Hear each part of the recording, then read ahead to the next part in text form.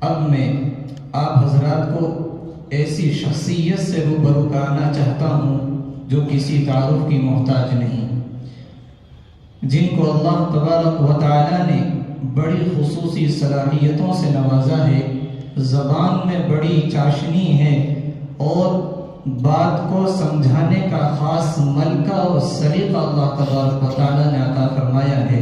میری مراد مفسر قرآن حضرت مولانا انیس احمد آزاد قاسمی بلگرامی، امام خطیب سعیدیہ مسجد چوہان بانگر ہیں۔ بڑے ہی ادب و احترام کے ساتھ حضرت والا سے گزارش کر رہا ہوں کہ اپنے ناصحانہ کلام سے ہم سب کو مستفیض کریں۔ السلام علیکم ورحمۃ اللہ وبرکاتہ۔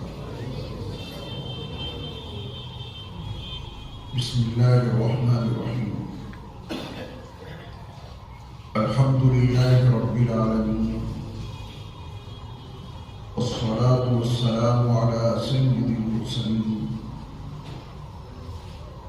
وعلى آله وأصحابه وأزواجه وذرياته وأهل بيته أجمعين، أما بعد، فأعوذ بالله من الشيطان الرجيم، بسم الله الرحمن الرحيم۔ يا أيها الذين آمنوا اتقوا الله وقولوا قولا سديدا يصلح لكم أعمالكم ويغفر لكم ذنوبكم ومن يطع الله ورسوله فقد فاز فوزا عظيما۔ قابل صدر احترام صدر اجلاس حضرات علماء کرام، مشائخ اعظام، میرے دینی اور اسلامی بھائیوں، عزیز طلباء اور پیارے بچوں، آج ہم اور آپ اپنے علاقے کے معروف اور معتبر دینی ادارہ زینت القرآن کے زیر اہتمام اصلاح معاشرہ کی اجلاس میں شریک ہیں، جس کی صدارت میرے بہت ہی قریبی دوست کرم فرما حضرت الحاج سلیم احمد صاحب رحمانی دامت برکاتہ العالیہ، جو اس ادارے کے محتمم بھی ہیں اور اس پورے علاقے کی جمعیت علماء کے صدر بھی ہیں، اللہ ان کی عمر میں برکت عطا فرمائے، بڑا کام کر رہے ہیں۔ اللہ تعالیٰ ہم سب کو دینی کاموں سے ہمیشہ وابستہ رہنے کی توفیق عطا فرمائے۔ آج چونکہ ہماری گفتگو کا عنوان اصلاح معاشرہ ہے، تو اسی اہم عنوان کے تحت چند ضروری معروضات آپ کی خدمت میں پیش کرنے کی کوشش کروں گا۔ آپ دعا فرمائیں کہ اللہ تعالیٰ مجھے حق بات کہنے کی توفیق عطا فرمائے۔ میں آپ کے لیے بھی دل کی گہرائیوں سے دعا کرتا ہوں، اللہ تعالیٰ آپ سب کو ہمیشہ حق سننے کی سعادت بخشے، اور اللہ تعالیٰ ہم سب کو کہنے سننے سے کہیں زیادہ عمل کی توفیق عطا فرمائے۔ ابھی میں نے جو یہ 3 دعائیہ جملے کہے ہیں، اگر بہت گہرائی سے انہیں دیکھا جائے تو اصلاح معاشرہ کا ایک بڑا فلسفہ ان 3 جملوں میں پوشیدہ ہے۔ نمبر 1، میں نے آپ سے گزارش کی کہ آپ میرے لیے دعا فرمائیں کہ اللہ مجھے حق بات کہنے کی توفیق عطا فرمائے۔ جب حق بات کہی جاتی ہے تو معاشرے کی اصلاح ہوتی ہے۔ معاشرے کا سارا فساد، اس کی بڑی اہم وجہ ناحق باتیں کہنا ہے، حق کے خلاف بولنا، صداقت اور سچائی کے برعکس گفتگو کرنا، یعنی جھوٹ بولنا، یہ ہمارے سماج کے فساد کی بنیاد ہے۔ تو آپ سے میں نے گزارش کی کہ میرے لیے دعا فرمائیں کہ اللہ مجھے حق بات کہنے کی توفیق عطا فرمائے۔ یہ جس کرسی پر میں اس وقت بیٹھا ہوں، یہ واعظ، نصیحت اور خطابت کی کرسی ہے۔ اس سے مراد یہی کرسی نہیں، ہر واعظ، ہر خطیب، ہر ناصح جہاں کہیں بھی بیٹھا ہے اور جس مقام سے بھی وہ امت کو کچھ نصیحتیں کر رہا ہے، جو شخص جس زبان میں بھی اپنے سامعین کو، وہ کم ہو یا زیادہ، دین کی باتیں سنا رہا ہے، سماج اور معاشرے کی اصلاح کے لیے سب سے بڑا ذمہ دار وہ شخص ہے۔ اسے پوری احتیاط رکھنی چاہیے کہ دین کے نام پر اپنی زبان سے کبھی وہ بات نہ کہے جو پائے ثبوت تک نہ پہنچ سکے۔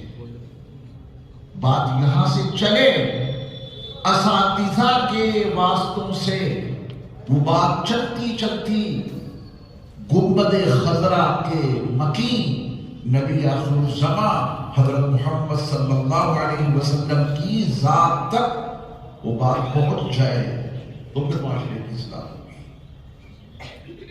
مجھے آپ نے کرسی پر بٹھا دیا بڑے اعتماد پہ، میں نے آپ کو وہ باتیں بتائیں، اللہ میری حفاظت فرمائے، تبھی میں نے آپ سے دعا کی گزارش کی۔ میں یہاں بیٹھ کر آپ کو وہ باتیں بتاؤں جو قرآن سے ثابت ہے، آپ کو وہ باتیں میں سناؤں جو حدیث سے ثابت نہیں۔ اور آپ گزر رہے ہیں، یہ فتنوں کا دور ہے، اور یاد رکھیے گا بہت بڑا فتنہ منبروں سے، وعظوں کی اسٹیج سے، نصیحت کی کرسیوں سے فتنے پھیلائے جا رہے ہیں۔ واعظ کہنے والا کبھی اپنی یہ ذمہ داری محسوس ہی نہیں کرتا کہ مجھے جو بولنا ہے ذرا پہلے سے اس کی تیاری کر کے آ جائیں، اور تیاری صرف اتنی ہونی چاہیے کہ جو بولے وہ قرآن سے ثابت ہو، کیونکہ وہی دین ہے۔ جو بولے وہ حدیث سے ثابت ہو، کیونکہ وہی دین ہے، اور جو بولے وہ اسلامی سے ثابت ہو۔ ذہن یہ بنا لیں کہ ہمیں دین کی باتیں سننی ہیں اور دین کی باتیں سنانی ہیں، اصلاح معاشرہ کے حوالے سے امت یہ ذہن بنا لے کہ ہمیں کیا سننا ہے، دین کی باتیں، اور سنانی کیا ہے، دین کی باتیں۔ اس میں دونوں کی ذمہ داری برابر ہے۔ سنانے والے کی ذمہ داری یہ ہے کہ وہ صرف دین کی باتیں بتائے، اپنے تجربات، اپنے مشاہدات، اپنے احساسات، اپنے تخیلات دین کے نام پر پیش کرنے کی کبھی غلطی نہیں کرنی چاہیے۔ اور آپ کا ذہن یہ رہے کہ جب دین کی مجلس میں جائیں تو پھر دین ہی سنیں گے۔ بہت سارے مواقع آپ کو ملتے ہیں لوگوں کے پاس اپنے بیٹھنے کے، اس میں آپ آزاد ہیں، لیکن جب کسی جلسے میں جائیں، جب کسی اجتماع میں جائیں، جب کسی دینی محفل میں بیٹھیں تو ذہن کیا بنائے، دین ہی سنیں گے، اس کے علاوہ کچھ نہیں۔ یہ آپ کی ذمہ داری ہے۔ تو اس وقت مجھے اپنی ذمہ داری نبھانی ہے اور آپ کو اپنی ذمہ داری ہے۔ آپ کو معلوم ہے نا کہ دین کسے کہتے ہیں، ایک جملہ یاد کیجیے،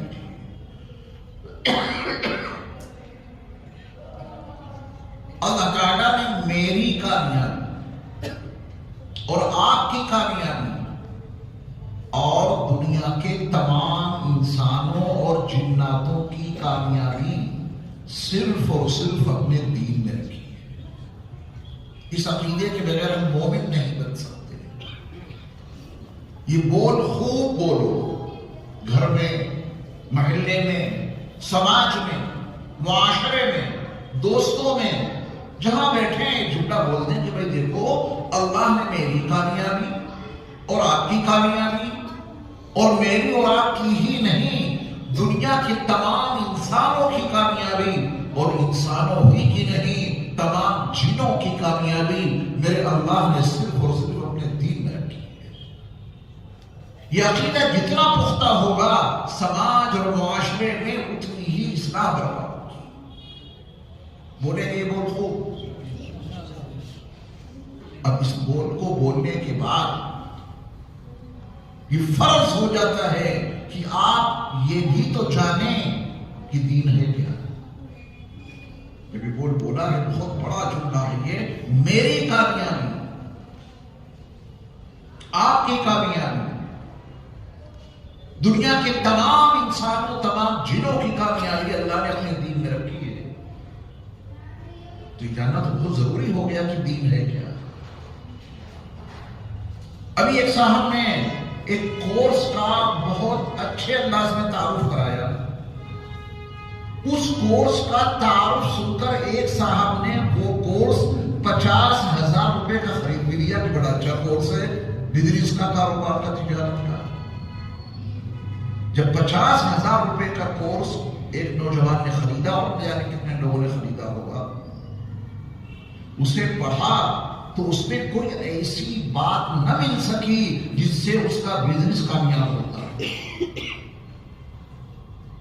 تو یہ نوجوان کسی بڑے اچھے خیال کے حامل جو بڑی اچھی اچھی باتیں بتاتے سناتے ہیں، میں دونوں میں سے کسی کا نام نہیں لوں گا، ان کے لیکچر کو سننے کے لیے گیا، اور لیکچر کے بعد اس نے ان سر سے سوال یہ کیا کہ صاحب وہ ہم نے ایک صاحب کے تعارف کی بنیاد پہ اتنا مہنگا کورس خرید لیا، کورس پڑھا، فائدہ کچھ نہیں ہوا بزنس میں، کیا ایسے لوگوں کی باتوں پر یقین کر کے کورس خریدنا چاہیے؟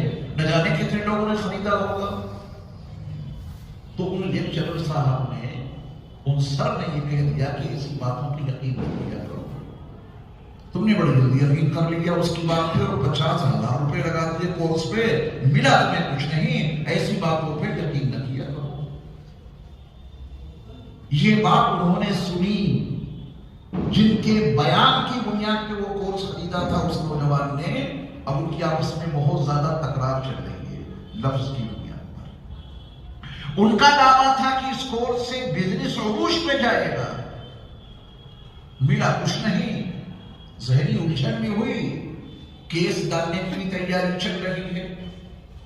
یہ جملہ معمولی مت سمجھنا کہ میری کامیابی، آپ کی کامیابی اور دنیا کے تمام انسانوں کی کامیابی اور تمام جنوں کی کامیابی اللہ نے اپنے دین میں رکھی ہے۔ یہ اعلان معمولی اعلان نہیں، بہت بڑا اعلان، اتنا بڑا اعلان کر کے آپ کو ثبوت دینا پڑے گا، کامیابی کا معیار سمجھانا پڑے گا، فلاح و نجات کی حقیقت سمجھانی پڑے گی۔ اگر نہ سمجھا پائے، دین کی روح تو بتائی نہیں، دین کے حقائق سے روشناس نہیں کرایا کہ دین کہتے کسے ہیں، اعلان اتنا بڑا کر دیا میں نے کہ آپ نے کہ میری کامیابی نہیں اور آپ کی کامیابی اللہ نے اپنے دین میں رکھی ہے، اور دین کے نام پر وہ باتیں بتائیں جو تباہی لاتی ہیں، وہ باتیں بتائیں جن کا تعلق نہ قرآن سے ہے، نہ جن کا تعلق حدیث سے ہے، نہ وہ بات قرآن سے ثابت، نہ وہ بات حدیث سے ثابت، اور نہ وہ بات فقہ اسلامی سے ثابت۔ تو کیا میری بات میں کامیابی ہے یا اللہ اس کے رسول کی بات میں کامیابی ہے؟ تو دین کا جاننا میرے ایمان والے بھائیوں بہت ضروری ہے۔ اس کے بغیر معاشرہ سدھر نہیں سکتا، اس کے بغیر معاشرے میں اصلاح برپا نہیں ہو سکتی۔ میری تمنا ہے کہ معاشرہ سدھر جائے، آپ کی بھی یہی تمنا ہے، اور اسی جذبے کے تحت بھی یہاں آئے ہیں۔ میں آج بیان نہیں کر رہا ہوں، آپ کے سامنے آپ سے بات چیت کر رہا ہوں، بڑے قیمتی لوگ ہیں آپ، اگر آج کی اس مبارک اور مبارک پرنور محفل میں یہ باتیں جو قرآن کی سنا رہا ہوں دل کی گہرائیوں میں اتر گئی، تو اگر کوئی بھی باہر کا آدمی نہ سدھرا، میں تو سدھر جاؤں گا انشاءاللہ۔ اپنے بارے میں آپ سوچ لیں، اگر ایک بندہ سدھر گیا تو معاشرے کا فرد ہے کہ نہیں؟ ایک فرد ہے، 2 3 4 5 بہت سارے ملے، معاشرہ بن گیا۔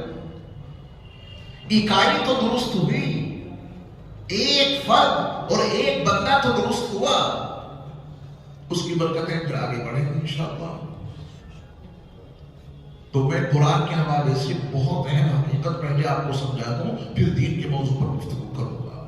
اور میری اگلی بات خالص قرآنی آیات سے ثابت ہے۔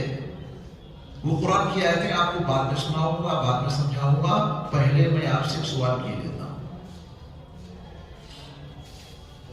معاشرے کی فساد کی اصلاح کا جذبہ لے کے ہم اور آپ یہاں بیٹھے ہیں، برائیاں ختم ہو جائیں، تو یہ بتائیے برائی باہر ہے یا اندر؟ پہلے یہ طے کر لیجیے۔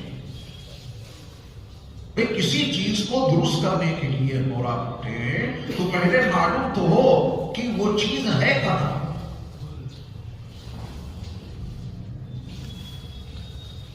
یہاں باہر کہیں کوئی شراب خانہ ہو، کہیں کے آس پاس اپنے ذہن میں لائیے، شراب خانہ پورے سیتمپور میں کہیں بھی ہوگا، آپ کے علم میں ہے؟ وہ شراب خانہ باہر ہے یا اندر؟ اور اس مسجد کے اندر جو ہم اور آپ تشریف فرما ہے اس وقت بیٹھے ہیں، یہ مسجد اندر تھی یا باہر؟ تقوی و طہارت اندر ہے یا باہر؟ فسق و فجور اندر ہے یا باہر؟ یہ طے کرنا پڑے گا۔ اصلاح معاشرہ کی یہ پہلی نیٹ ہے، اس کے بغیر ہم آگے کچھ مضمون نہیں سمجھ پائیں گے۔ باہر فساد ہے، کوئی جیب کاٹ رہا ہے، کوئی چوری کر رہا ہے، کوئی شراب پی رہا ہے، کوئی قتل کر رہا ہے۔ یہ شراب پینا، یہ چوری کرنا، یہ قتل کرنا، یہ جتنا فساد ہے یہ سب نہیں باہر ہے جسے ہم ختم کر دیں گے جا کے، یا اندر ہے؟ یہ میں سمجھاؤں گا بھی قرآن کے حوالے سے۔ یہ قرآن مجید کی تلاوت، یہ مساجد، یہ مدارس، یہ نیکیاں، یہ نماز، یہ روزے، یہ زکوٰۃ، یہ حج، جتنے اعمال صالحہ ہیں یہ سب باہر ہیں یا اندر؟ یہ پہلے طے کر لیں، اس کے بعد دین کا مفہوم آسانی سے سمجھ میں آ جائے گا۔ سب سے پہلے اس روئے زمین پہ اللہ تعالیٰ نے سیدنا آدم علیہ السلام کو ابو البشر کی حیثیت سے بھیجا تھا۔ تمام انسانوں کی وہ باپ ہیں اور ہم سب کی ماں، ساری کائنات انسانی کے تمام افراد کی ماں حضرت حوا علیہ السلام اس دنیا پہ آئے تھے۔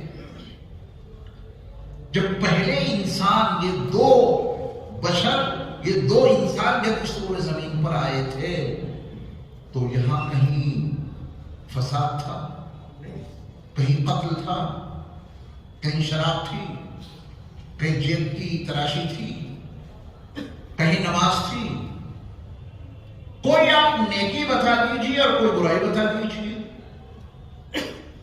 اللہ کی یہ زمین انسانی نسبت کے حوالے سے نہ یہاں فساد تھا نہ یہاں کوئی نیکی تھی، کچھ بھی نہیں تھا۔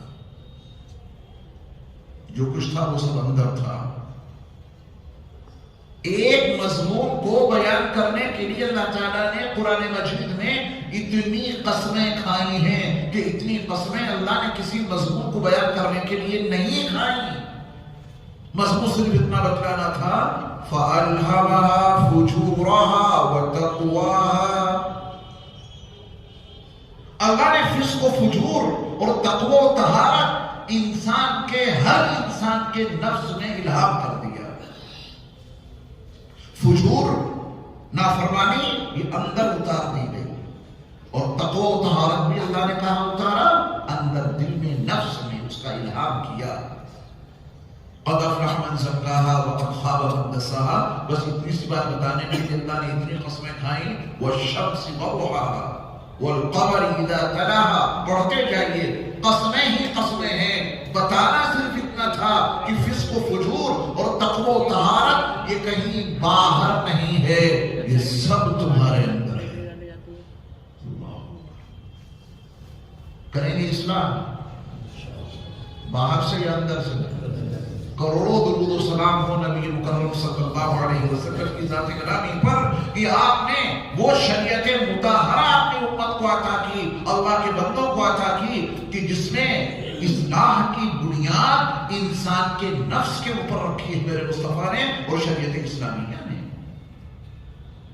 سب کچھ اندر ہے، باہر کچھ ہے دکھا دے. باہر کچھ نہیں. ابھی میں قرآن حدیث سے ثابت کروں گا کہ جو کچھ اندر ہے وہ باہر نکلے گا، باہر سے اندر کچھ نہیں جائے گا. یہ اندر دونوں صلاحیتیں ہیں، ہر انسان کے اندر ہیں. فسق و فجور کی صلاحیت بھی اندر ہے اور تقوی و طہارت کی بھی. شاید آپ میں سے کسی کے ذہن میں یہ بات آ سکتی ہے کہ صاحب فسق و فجور کی صلاحیت بلا وجہ رکھتی ہے اللہ تعالیٰ نے، کوئی تقوی رکھ دیتے تو نہ کوئی فساد ہوتا، نہ کوئی بگاڑ ہوتا، نہ کوئی گناہ وجود میں آتا، نہ کہیں سرکشی ہوتی، اور نہ مدرسہ زینت القرآن کی اس مسجد میں اصلاح معاشرات کا جلسہ منعقد کرنے کی ضرورت پیش آتی. تقوی ہوتا. فجور اندر الہام ہی نہ کرتا میرا اللہ. بڑی اچھی بات تھی، لیکن یاد رکھیے اگر فسق و فجور کا الہام نہ ہوتا، صرف تقوی ہوتا، تو ہم اور آپ انسان نہیں فرشتے ہوتے. فرشتوں کے پاس نافرمانی نہیں ہے، فرشتوں سے گناہ کا صدور ناممکن ہے. لا یعصون اللہ ما امرهم ویفعلون ما یؤمرون. یہ فرشتے اللہ کی نافرمانی کرنا جانتے ہی نہیں ہیں، وہ تو وہی کرتے ہیں جس کا انہیں حکم دیا جاتا ہے. جنت فرشتوں کے لیے بنائی نہیں گئی، اس لیے جنت ان کے لیے نہیں بنی ہے، وہاں تو تقوی ہے. جنت ان کے لیے ہے جن میں دونوں صلاحیتیں ہیں، جہنم ان کے لیے ہے جن میں دونوں صلاحیتیں ہیں. مسئلہ ہے ان صلاحیتوں کے استعمال کا. اللہ رب العزت والجلال نے ہمارے اندر تقوی کے ساتھ فجور کا جو الہام کیا ہے تاکہ یہ انسان بنے. اگر فجور کا الہام نہ ہوتا تو مراد کیا بن جاتے؟ فرشتے. اور اگر تقوی کا الہام نہ ہوتا تو جملہ یاد کیجیے گا بہت دھیان سے. اگر تقوی کا الہام نہ ہوتا، صرف فجور کا الہام ہوتا، تو شیطان بن جاتے. وہاں نیکی نام کی کوئی چیز نہیں.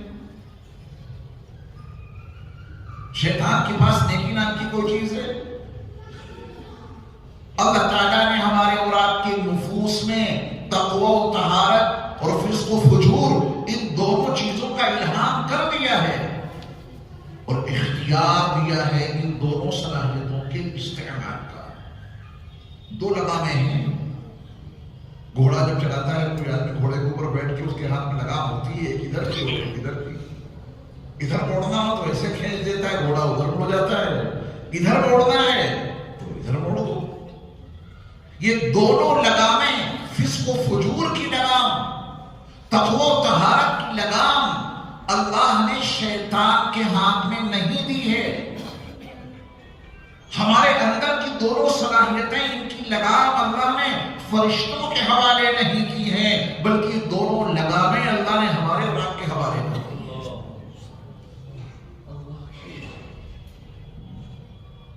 قرآن مقدس کے 15ویں پارے میں سورۃ الکہف کی آیت دیکھیں.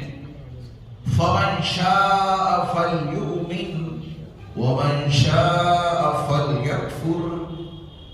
جس کا جی چاہے وہ ایمان لائے اور جس کا جی چاہے وہ کفر کرے.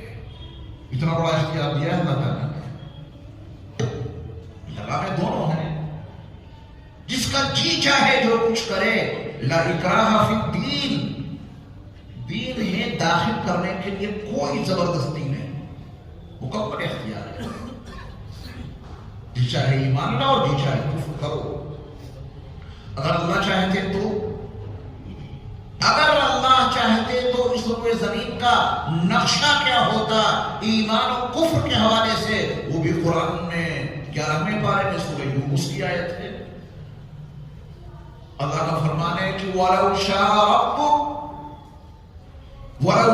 رَبُّكَ لَآمَنَ مَنْ فِي الْأَرْضِ كُلُّهُمْ جَمِيعًا.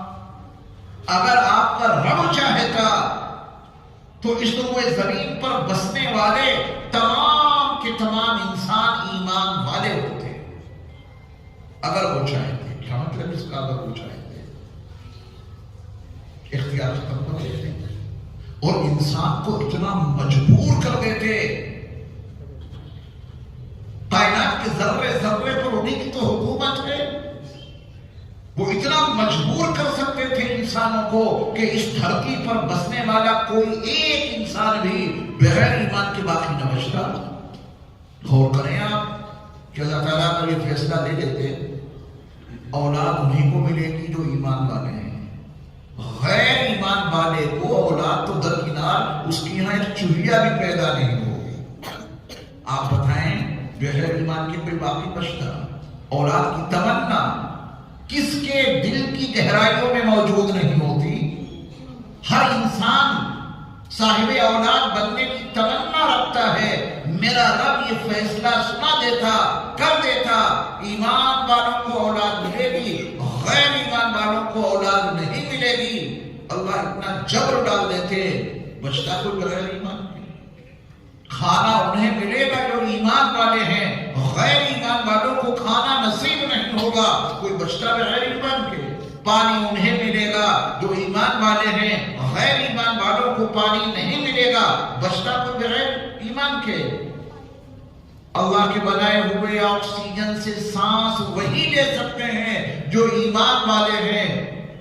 اگلے سانس کے لینے سے پہلے ساری دنیا ایمان والی بن جاتی، کیونکہ آکسیجن کے بغیر تو سانس لینا ناممکن ہے. تو اللہ نے یہ بھی باتیں کر دیا کہ ہم تمہیں مجبور نہیں کریں گے. ہم مجبور کرنا چاہیں تو کوئی بغیر ایمان کے بچے گا نہیں، مجبور نہیں کریں گے. اختیار ہے تمہارے پاس. حقائق دونوں طرح کے واضح ہیں. یہ تقوی و طہارت ہے اور یہ فسق و فجور ہے. تو سب کچھ کہاں ہو گیا؟ اندر. اتنی بات سمجھ میں آئی فائدے سے؟ فساد باہر کہیں نہیں ہے، قتل باہر کہیں نہیں ہے، زنا باہر کہیں نہیں ہے، شراب باہر کہیں نہیں ہے. برائیاں جتنی ہیں ساری گن لیجیے. اور جو میں بیان قرآن کے تناظر میں دے رہا ہوں، تنہائی میں جا کے سوچنا، باہر تو کچھ بھی نہیں تھا.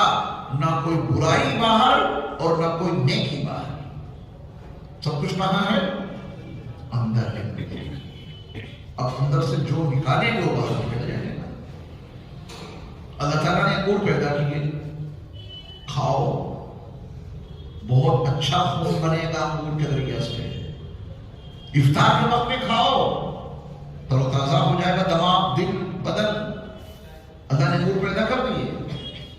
اب یہ انسان اسی انگور سے شراب بناتا ہے. آپ چاہے تو روزہ افطار کرتے ہیں الحمدللہ. لیکن جس کے اندر شراب تھی اس نے اسی انگور سے شراب باہر بنائی. اگر اندر شراب نہ ہوتی باہر شراب وجود میں نہیں آ سکتی. نماز جو آپ ادا کرتے ہیں 2 رکعت 4 رکعت جس وقت کی چیزیں رکھاتے ہیں، یہ اندر ہے یا باہر؟ اندر ہے. اندر سے باہر نکلے گی نماز. غسل کریں گے، وضو کریں گے، کپڑے پہنیں گے، مسجد میں آئیں گے، اللہ اکبر. اگر یہ اندر نہ ہو تو باہر نکل سکتی ہے. حج کرنے جاتے ہیں، اتنے پیسے خرچ کر کے بیت اللہ کا طواف ہو رہا ہے، صفا مروا کی سعی ہو رہی ہے، مینا عرفات مزدلفہ میں حاضری دے کے وہاں کے اعمال اور وہاں کے ارکان پورے کیے جا رہے ہیں. یہ حج جو باہر وجود میں آیا ہے، یہ حج باہر تھا یا اندر تھا تو باہر آ گیا. بات واضح ہو گئی. تو باہر کا جو فساد ہے اس کی اصلاح یہاں اندر سے ہوگی یا باہر سے؟ یہ فطرت کے ساتھ میں ایک جنگ ہے جو فساد کو باہر سے ختم کرنے کی کوشش کر رہے ہیں. یہ فطرت کے ساتھ میں جنگ لڑ رہے ہیں جو فساد کو باہر سے ختم کرنا چاہتے ہیں. وہ فساد کو بموں سے ختم کرنا چاہتے ہیں. وہ فساد کو میزائلوں سے ختم کرنا چاہتے ہیں. وہ فساد کو ٹینکوں سے ختم کرنا چاہتے ہیں. وہ فساد کو سی سی ٹی وی کیمرے کی نگرانی کے ذریعے سے ختم کرنا چاہتے ہیں. جب باہر کچھ ہے نہیں تو ختم کہاں سے ہوگا؟ وہ تو وقتی طور پہ فساد ظاہر ہوتا ہے. وہاں پر گرا دو گے، وہاں نہیں ہوگا، پھر کہیں اور ظاہر ہوگا. تو اندر ہے فساد اور یہاں سے ختم کر دیا. زانی نمازی بن گئے. وہ فساد یہاں سے ختم ہوا. قاتل تہجد گزار بن گئے. یہاں کا فساد ختم کیا. بڑے بڑے برے کاموں میں مبتلا لوگ اللہ والے بن گئے، ولایت کے مقام پر فائز ہو گئے. کتنے قصے ہیں، کتنے واقعات ہیں. پوری تاریخ بھری پڑی ہے. گنہگار کیسے متقی بنے، غیر ایمان والے کیسے ایمان والے بنے. اندر سے آپ یہاں سینے پہ کسی کے بندوں کو رکھ دیجیے اور اسے کہے کہ کلمہ پڑھ. اگر اسلام نہیں لائے گا تو گولی مار دیں گے. انہوں صاحب ٹھیک ہے تو کلمہ پڑھ لے تو پڑھاؤ مجھے. کلمہ پڑھوا دیا آپ نے بندوق کی نوک پر، تلوار کی دھار پر پڑھوا دیا کلمہ. اس نے زبان سے تو کہا ہے لا الہ الا اللہ محمد رسول اللہ. آپ کی بندوق ہٹے گی اور آپ کی تلوار ہٹے گی. اس کا جو دھرم ہے اسی میں جا کے وہ شامل ہو جائے گا. یہ بندوق اور تلواریں کیا کرے گی؟ دل بدلنا پڑے گا. باہر تو ہے ہی نہیں، کفر باہر نہیں ہے، دکھ رہا ہے باہر. شرک کہیں باہر ہے ہی نہیں. اندر تھا تو باہر نکل پڑا. تو شرک اگر ختم کرنا ہے تو باہر سے ختم ہوگا کیا؟ کفر باہر ختم کرنا ہے تو باہر سے ختم ہو جائے گا. چھوٹا بگاڑ ہو یا بڑا، بیٹا باپ کو گالیاں بک رہا ہے تو اس کے منہ پر تھپڑ مارنے سے اس کی اصلاح نہیں ہوگی. اس کی زبان پر ٹیپ لگانے سے وہ گالیوں والا جو فساد ہے وہ نہیں ٹھہرے گا. اس کے دل میں ماں باپ کی عظمت اتارنی پڑے گی. بیٹا تم کس سے گفتگو کر رہے ہو؟ یہ تمہارا باپ ہے جس کا خون تیری رگوں میں گردش کر رہا ہے. کیسے تجھے پالا پوسا اس نے؟ قرآن پڑھو، دیکھو اللہ تعالیٰ نے قرآن مجید میں اپنی عبادت کے مطالبے کی فوراً بات کہا ہے. وَبِالْوَالِدَيْنِ إِحْسَانًا، والدین کے ساتھ میں حسن سلوک کرو. اس کا دل بناؤ، اس کا دل سنبھالو. دل سمجھ جائے گا تو باپ کی شان میں گستاخی کرنے والی زبان باپ کی تعریف میں لگ جائے گی، احترام میں لگ جائے گی. اپنے ذہن کے پردے پر یہ سارے وراڑ اڑائیے. بھائی بھائی کا دشمن بن گیا، پڑوسی پڑوسی کا دشمن بن گیا. اب اس دشمنی کے نتیجے میں بڑے فسادات ہوتے ہیں. قتل، غارت گھری، الزام تراشی، مقدمات کی تحریر، کیس، یہ سب کچھ جو بات دکھائی دے رہا ہے باہر کچھ بھی نہیں ہے. کوئی ایف آئی آر باہر نہیں ہے. جھوٹی ایف آئی آر لکھوا دی، باہر کچھ نہیں ہے. وہ تو رات میں بیٹھ کے یہاں تیار ہوئی، اندر تیار ہوئی تو جھوٹی ایف آئی آر تھانے میں نظر آ گئی. اگر یہاں اکیلے بیٹھ کر دوستوں کے ساتھ کسی کے خلاف ایف آئی آر جھوٹی کرانے کا منصوبہ یہ دل اور دماغ نہ بناتا تو کیا وہ ایف آئی آر باہر وجود میں آ سکتی تھی؟ یہ باتیں سمجھ میں آ رہی ہیں نا؟ ایک انسان کسی انسان کو قتل کر دیتا ہے، لوگ کہتے ہیں صاحب باہر قتل ہو گیا. اسلام کہتا ہے نہیں، تو باہر قتل جو ہوا ہے وہ بعد میں ہوا ہے. پہلے اس انسان کی فکر نے اندر اسے قتل کیا. اس کی فکر نے اندر ہی اسے قتل کر دیا. اس کے منصوبے بنائے، ظہور باہر ہوا ہے. یہ انسان کا نیکی کا عمل ہو یا برائی کا، اس کا احساس انسان کے اندر پہلے پیدا ہوتا ہے. اس کے بعد ہی کوئی عمل باہر وجود میں آتا ہے۔ قرآن کی ایک اور تعبیر دیکھیں 21ویں پارے میں سورۃ الروم کی آیت ہے، زمین میں جتنا فساد برپا ہے ذمہ دار کون ہے؟ اس کا شیر، چیتا، بھالو، ہاتھی، اونٹ، مچھلی۔ قرآن کی تعبیر یہ ہے ظہر الفساد فی البر والبحر بما کسبت ایدی الناس۔ خشکی میں اور تری میں جتنا فساد رونما ہوا ہے یہ سب کا سب انسانوں کی کرتوتوں کا نتیجہ ہے، یہ انسانوں کے ہاتھوں کی کمائی ہے، اور انسان نے فساد کا برپا کیا جو اس کے اندر ہے۔ اللہ نے پہلے کہہ دیا تھا کہ ہم نے صرف تقوی نہیں اتارا ہے، تم فرشتے نہیں ہو، تمہارے اندر صرف فجور نہیں رکھا ہے ہم نے، تم شیطان نہیں ہو، ہم نے فسق و فجور بھی رکھا ہے اور تقوی و طہارت بھی رکھا ہے، اور دونوں صلاحیتوں کے استعمال کی باغ ڈور ہم نے تمہارے ہاتھ میں دے دی ہے۔ اسی پر جنت اور جہنم کا فلسفہ ٹکا ہوا ہے۔ جنت اور جہنم کا فلسفہ اسی حقیقت پر ٹکا ہے۔ جنت کب ملے گی؟ کیونکہ تقوی کے ساتھ میں فسق و فجور کی صلاحیت تھی، اسے استعمال نہ کر کے تقوی والی صلاحیت کو استعمال کیا۔ جنت کے 8 دروازے کھلے ہوں گے، حور و غلماں ہر دروازے پر آپ کے استقبال کے منتظر ہیں، پہنچیے، سلام علیکم کے نغمے سنتے ہوئے جنت میں داخل ہو جائیں گے، بنی آپ ہی کے لیے۔ اور اگر نیکی، تقوی، اصلاح، فلاح و نجات، یہ جو صلاحیت اندر ہے اس کو استعمال کرنے کی بجائے فسق و فجور کی صلاحیتوں کو استعمال کیا اور ان کا غلبہ ہو گیا، تو پھر جہنم کے 7 دروازے کھلے ہوں گے۔ لہا 7 ابواب، 14ویں پارے میں اللہ تعالیٰ نے جہنم کے 7 دروازے بتا دیے ہیں۔ 7 دروازے ہیں جہنم کے، وہ سارے کھلے ہوں گے، اس میں جھونک دیا جائے گا۔ تو یہ جو اختیار اللہ تعالیٰ نے ہمیں اور آپ کو دیا ہے، اللہ اس اختیار کو مجھے بھی اور آپ کو بھی دینی صلاحیتوں کے لیے استعمال کرنے کی توفیق عطا فرمائے۔ یہی سے ہوگا اصلاح معاشرہ۔ اب یہ دیکھیے کہ دین ہے کیا۔ میں نے عرض کیا کہ یہ فتنوں کا دور ہے، اور فتنوں کا ایک بڑا حصہ واعظ کی کرسی سے آپ تک پہنچ رہا ہے۔ جو نصیحتیں کرنے کے لیے لوگ بیٹھ جاتے ہیں بغیر مطالعے کے، بغیر دروس کے، بگاڑ یہاں سے وہ بگاڑ پیدا ہو رہا ہے۔ دیکھیں شرابی شراب پیتا ہے، غلطی کر رہا ہے، وہ اس کو احساس ہے کہ میں کام غلط کر رہا ہوں، اسے کبھی توبہ کی توفیق مل جائے۔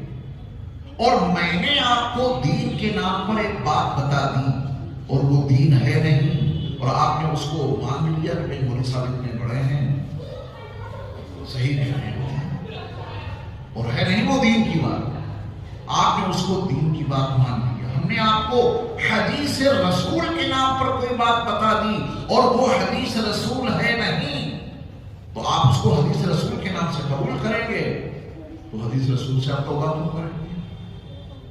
آپ تو اس پہ ڈٹ جائیں گے۔ امت لڑنے مرنے کو تیار ہے دین کے نام پر۔ دین تو وہ ہے جو میرے مصطفیٰ عطا کر گئے، تو اس میں جھگڑا کیسے ہو سکتا ہے؟ اس کو بنیاد بنا کر فساد کیسے برپا ہو سکتا ہے؟ کبھی نہیں برپا ہو سکتا۔ برپا یہاں سے ہوتا ہے فساد کہ میں دین کے نام پر، اللہ کے نام پر، نبی کے نام پر کوئی بات بتاؤں اور وہ بات نہ اللہ کی ہے نہ وہ بات رسول اللہ کی ہے، وہ بات میری ہے، میں نے اللہ رسول کے عنوان سے آپ کو بتا دیا، آپ نے اس کو اپنا لیا۔ تو کسی مولانا صاحب نے آپ سے کہا کہ یہ بات جو آپ بتا رہے ہو نہ قرآن میں لکھی ہے نہ حدیث میں، آپ کہیں کہ بالکل غلط کہہ رہے ہیں، آپ ہم تو وہاں سے سن کر کے آئے ہیں نا۔ تو آپ ایک بات گرہ میں باندھو تاکہ اصلاح معاشرہ ہو سکے۔ کوئی نہ سدھرے، میں تو سدھر جاؤں، آپ عمل کریں گے تو آپ سدھر جائیں گے انشاءاللہ۔ اللہ نے میری کامیابی کس میں رکھی؟ میں یقین بناتا ہوں اللہ نے اپنے دین میں رکھی ہے، اور آپ کا بھی یہی یقین ہے، یہی ایمان ہے نا۔ ہم سب کی کامیابی کس میں ہے؟ اللہ کے دین میں ہے۔ تو اس دین کو جاننے کے لیے کتنا وقت نکالا، جس دین میں ہماری کامیابی پوشیدہ ہے. کہیں ایسا نہ ہو جائے کہ یہ دعویٰ کر کے کہ اللہ نے ہماری کامیابی دین میں رکھی ہے اور اس دین پر پوری زندگی عمل کرتے رہے، اور جب میدان محشر میں پہنچے تو اللہ نے فرشتوں کو حکم دیا اس دین پر چلنے والوں کو اٹھاؤ اور منہ کے بل گھسیٹتے ہوئے لے جاؤ اور جہنم میں ڈال دو. اور ایسا ہوگا؟ وہ دین کے نام پہ کام کر رہے تھے. انہیں جہنم میں کیوں ڈالا جا رہا ہے؟ اور وہاں تو یہ بحث چھڑے گی. 13ویں پارے میں وہ بحث موجود ہے. بحث چھڑے گی کہ ہم نے تمہاری پیروی کی تھی، اب تو بچاؤ. تم نے جو دین ہمیں دیا تھا، تم ہمارے بڑے تھے، ہم نے تمہارے بتائے ہوئے دین پر عمل کیا، اب تو بچا لو. وہ کہیں گے جس مصیبت میں تم گھرے ہو اسی مصیبت میں میں بھی گھرا ہوں، میں تمہاری کوئی مدد نہیں کر سکتا. تو میرے ایمان والے بھائیوں، یہ معمولی دعویٰ نہیں ہے اور یہ معمولی چیز نہیں ہے. میری کامیابی، آپ کی کامیابی اللہ کے دین میں ہے. کہیں ایسا نہ ہو کہ دین کے مفہوم کو اور دین کی حقیقت کو نہ جاننے اور نہ سمجھنے کے نتیجے میں ہم میڈ ان انڈیا دین پہ عمل کرتے رہے، نہ یہاں کامیاب ہو سکے نہ وہاں کامیاب ہو سکے. کون سے دین میں کامیابی ہے؟ جو انڈیا میں تیار کیا. میں مثالیں دیتا ہوں آپ کو. میڈ ان انڈیا دین سنا ہے کبھی آپ نے؟ وہ دین جو انڈیا میں تیار کیا گیا وہ ہے میڈ ان انڈیا دین. اس دین میں نہ میری کامیابی ہے نہ آپ کی، بلکہ اس دین میں میری بربادی چھپی ہے. اس دین میں آپ کی تباہی پوشیدہ ہے. انڈیا میں بنا ہو یا کہیں اور بنا ہو، میری کامیابی اس دین میں ہے جو قرآن سے ثابت ہو. میری کامیابی اس دین میں ہے جو حدیث سے ثابت ہو. میری کامیابی واللہ اس دین میں ہے جو فقہ اسلامی سے ثابت ہو. اس کے آگے دین نہیں ہے. قصے ہیں، کہانیاں ہیں، تجربات ہیں، مشاہدات ہیں، احساسات ہیں، تاریخ ہے. دین اسٹاپ ہو جاتا ہے 3 اسٹیج پہ. اور 3 اسٹیج یاد رکھیے. کہیے قرآن، حدیث، فقہ اسلامی. اس کا بھی ہے ہی نہیں دین.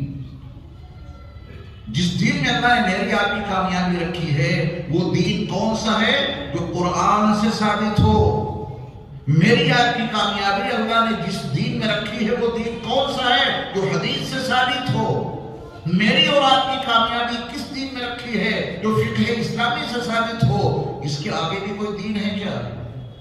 اس کے آگے کوئی بات بتاتا ہے وہ قرآن سے ثابت نہیں، حدیث سے ثابت نہیں، فقہ اسلامی سے ثابت نہیں، تو اس کی اپنی بات ہوگی، اس کا اپنا تجربہ ہوگا، اس کا اپنا تخیل ہوگا، اس کا اپنا احساس ہوگا، وہ تاریخ ہوگی.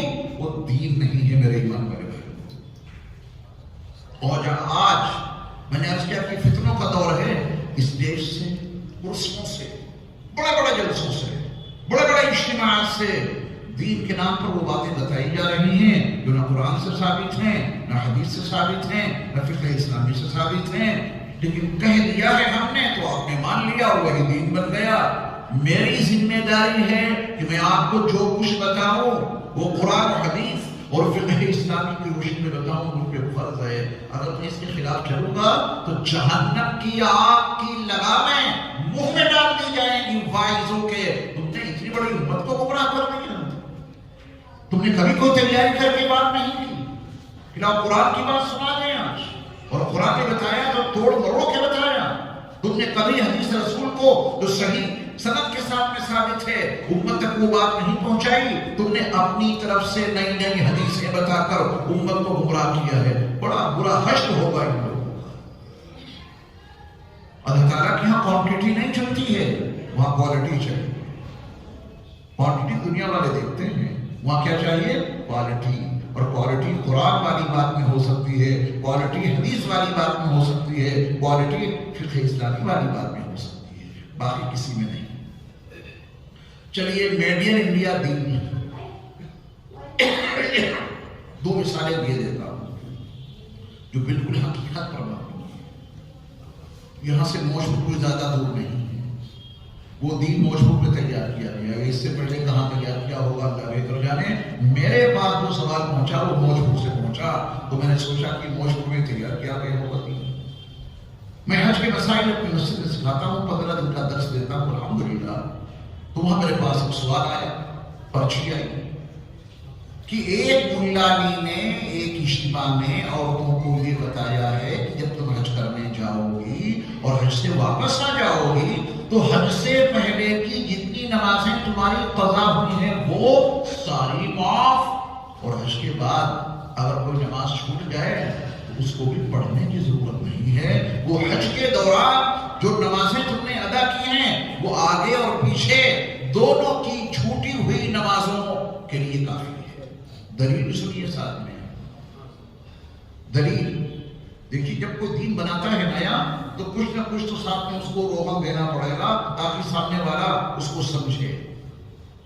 اس ملا نے نہیں بتایا ان عورتوں کو کہ وہاں ایک نماز کا ثواب 1,00,000 نمازوں کے برابر ملتا ہے۔ اس زمانے میں 40-42 دن کا سفر ہوتا تھا اپنی حج کمیٹی سے، اس میں 8 دن مدینے کے نکال دیجیے، 2 دن آنے جانے کے نکال دیجیے، 30 دن تو حرم محترم میں تقریباً نمازیں ادا کرنے کا موقع ملتا ہے۔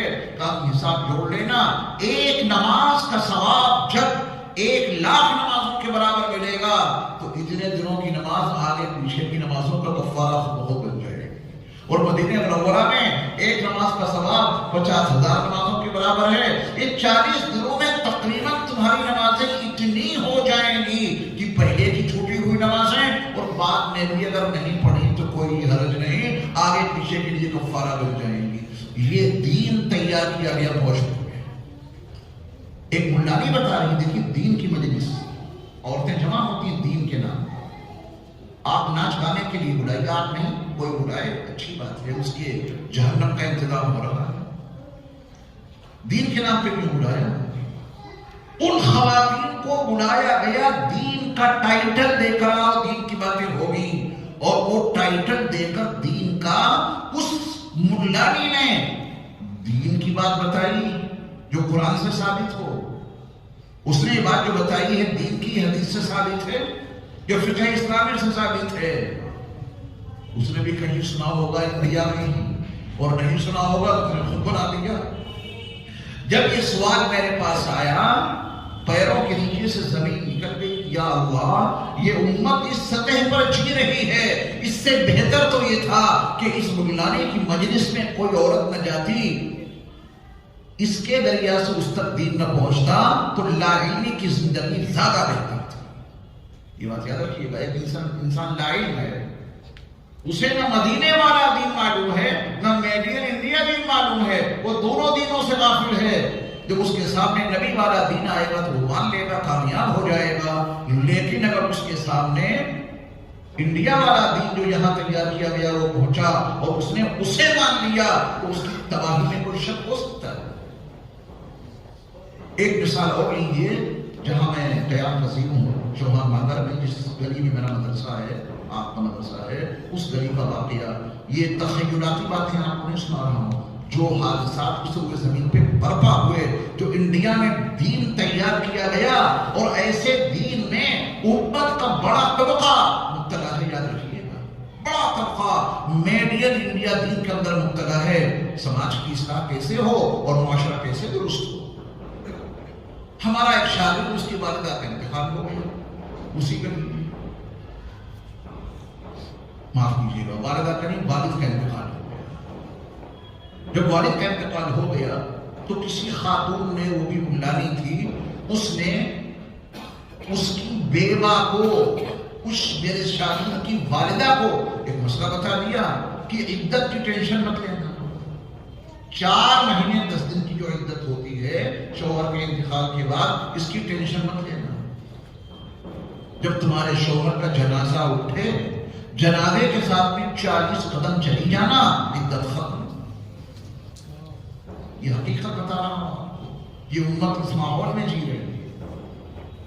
اور چونکہ اسی گلی کا مسئلہ تھا، میری بھی نظر پڑ گئی کہ شوہر کا انتقال ہے، 2 دن کے بعد دیکھا میں نے اسے کھڑا ہوا تھا مدرسے کے دروازے پر، وہ ٹہل رہی ہیں، تو میں نے اپنے اس شاگرد کو بلا لیا، تو تمہارے والد کا انتقال ہوا ہے، تمہاری والدہ کو کوئی نیا کا عزت نہیں ہونا چاہیے، وہ تمہاری والدہ باہر ہیں. کہا یہاں ایک ملانی آئی تھی، انہوں نے اپنے کوئی مسئلہ بتا دیا کہ عدت ان کے ذمہ ہوتی ہے جو شوہر کے جنابے کے ساتھ میں 40 قدم چلتی نہیں ہے. اگر تم 40 قدم چلی جاؤ گی جنابہ اٹھنے کے ساتھ میں تو عدت معاف ہو جائے گی.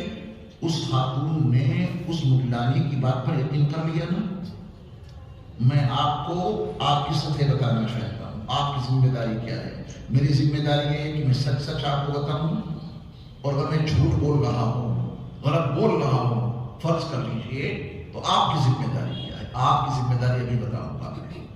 خیر میرے مشاہد اپنی امی کو جا کے بتایا کہ امام صاحب کو ایسا کہہ رہے ہیں، اور ملانی آپ کو یہ بتا گئی. انہوں نے توبہ کی، استغفار کیا، اور پھر اپنی عدت کو پورا کیا.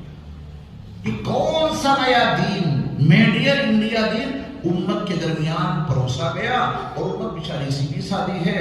وہ اس کو ہر بات کو جو اسٹیج سے کہی جائے، جو جلسے میں بتائی جائے، جو اجتماع میں کہی جائے، جو امت اسے مان لیتی ہے نا. میں نے اپنے لوگوں کی، اپنی صف کے لوگوں کی ذمہ داری بتا دی. جہنم کی آگ، اس کی لگام ڈالی جائے گی، میں طرح طرح کے عذابوں میں مبتلا کیا جائے گا. اور یہ میں نہیں کہہ رہا، میرے نبی کہہ رہے ہیں صلی اللہ علیہ وسلم. میری طرف اگر کسی نے کوئی ایسی بات منسوخ کر دی جو میں نے نہیں کہی، فَلْيَتَبَوَّأْ مَقْعَدَهُ مِنَ النَّارِ، اس کا ٹھکانہ جہنم ہے. اس نے میری جانب ایک ایسی بات منسوخ کر دی جو میں نے نہیں کہی. یہ تو ہو گیا واعظوں کا حال. ان کی ذمہ داری پوری تیاری کے ساتھ میں آئیں اور امت کو صحیح باتیں بتائیں. آپ اپنی ذمہ داری یاد کر لیجئے. پھر ایک دو باتیں مجھے اور عرض کرنی ہیں، اس کے بعد دعا ہو جائے گی. تھکے تو نہیں آپ؟ باتیں سمجھ میں آ رہی ہیں؟ مزاج بن رہا ہے؟ دیکھیے آپ کی ذمہ داری یہ ہے کہ جب کبھی کوئی بات سنیں تو اس کی تحقیق کر لیں. کسی ایک کے بیان پر کبھی اعتماد نہ کریں جب کوئی نئی بات سننے کو ملے. نئی باتیں سنا جاتی نا، لوگ کہتے سبحان اللہ، پر ایسی بات بتائی ہے جو آج تک کسی نے نہیں بتائی. یہی تو خطرے کی علامت ہے. لوگ کہتے ہیں نا سب آج ایسی بات بتائی جو آج تک کسی نے نہیں بتائی، یہی خطرے کی علامت ہے. تحقیق کر لو، اگر ویسی بات ہے سبحان اللہ، اور نہیں ہے تو پھر پرہیز کرو اس سے. نئی نئی باتوں پہ مت جاؤ. دین میرے مصطفیٰ صلی اللہ علیہ وسلم کی ذات گرامی پر کامل بھی ہوا، مکمل بھی ہوا، تام بھی ہوا. اليوم اکملت لکم دینکم واتممت علیکم نعمتی ورضیت لکم الاسلام دینا. نبی پر دین مکمل، نہ کمی کی گنجائش نہ اضافے کی گنجائش. ہماری اور آپ کی کامیابی نبی والے دین میں ہے، میڈیل انڈیا دین میں نہیں ہے. تو یہ آپ کی ذمہ داری ہے. جب کبھی آپ کو کوئی اٹپٹی بات سنائی دے تو آپ علماء سے تحقیق کر لو. تحقیق کر لیں گے تو کامیاب ہو جائیں گے. کریں گے کوشش. اچھا، اب اندر ہمارے جو کچھ ہے وہ معلوم ہو گیا، اور یہ طے ہو گیا کہ باہر کچھ نہیں ہے. نہ باہر نیکی ہے، نہ باہر کوئی بدی ہے. جو کچھ ہے وہ ہمارے اندر ہے. جو ہم نکالیں گے وہ باہر آئے گا. یہ مسجد باہر نکالی ہے آپ لوگوں نے. اگر یہ اندر سے مسجد نہ نکالتے تو رحمان صاحب یہ مسجد بن سکتی تھی؟ نہیں بن سکتی تھی. ان کے دل میں کسی کے دل میں ایک اینٹ، کسی کے دل میں 2 اینٹیں، کسی کے دل میں خاکہ، کسی کے دل میں نقشہ، کسی کے دل میں پتھر، کسی کے دل میں مٹیریل. وہ جتنا اندر تھا وہ سب باہر نکلا، وہ سب مسجد تیار ہو گئی. اور اندر اگر اللہ کے گھر بنانے کا جذبہ نہ ہوتا تو ہمارے رحمانی صاحب اعلان ہی کرتے رہتے، وہ اس میں تعاون کرنے کو تیار نہیں ہوتا. آپ نے تعاون یوں کیا ہے کہ آپ کے دل میں اللہ کا گھر تھا، وہ باہر آ گیا. ہر چیز کو آپ اس موضوع پہ اس نسخے کے تناظر میں سمجھ سکتے.